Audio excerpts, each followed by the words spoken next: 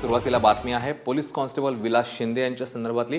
त्यांच्या मृत्यूनंतर एकीकडे वरळीत संताप बघायला मिळालेला असतानाच उद्या सर्वपक्षीय बंदचं आवाहन वरळीमध्ये करण्यात आलेलं आहे आणि त्यासोबतच त्यांना 1 दिवसाचा पगार देण्याचं देखील आता ट्रॅफिक पोलिसांनी निश्चित केलेलं आहे।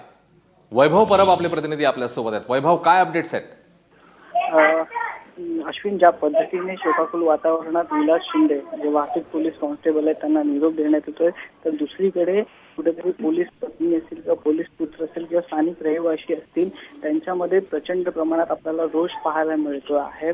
कारण की वरळी हा एक परिसर असा आहे की जिथे पोलीस वसाहतीचं प्रमाण जास्त आहे आणि पोलिसांची राहणाऱ्यांची संख्या ती जास्त आहे आणि हा सगळा रोष बघता सर्वपक्षीय त्यांनी एकत्र येऊन हा वरळी बंदचा निर्णय घेतला आहे। दुसरी गोष्ट अश्विन असं आहे की हे झालं नागरिकांकडून, पण विलास शिंदे यांना त्यांच्या सहकार्याकडून देखील तेवढीच मोठी साथ मिळत आहे।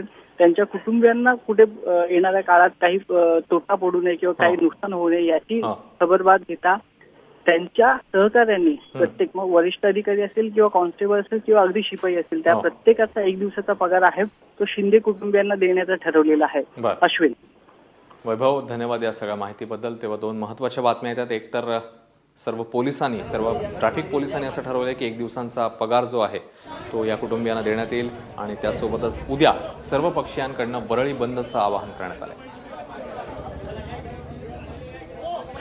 दरम्यान या विलास शिंदेंच्या मृत्यूनंतर वरळीमध्ये पोलीस कुटुंबियांचा चांगलाच संताप बघायला मिळाला। मुख्यमंत्री देवेंद्र फडणवीस या ठिकाणी वरळीत शिंदेंच्या पार्थिवाचं दर्शन घेण्याकरता गेलेले होते, त्यावेळी पोलीस कुटुंबियांनी मुख्यमंत्र्यांना घेराव घातला आणि पोलिसांना न्याय द्या अशी घोषणाबाजी देखील केली।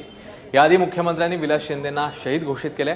पोलीस आयुक्त दत्ता पडसलगीकर यांनीही शिंदे कुटुंबाची भेट घेऊन त्यांचं सांत्वन केलं।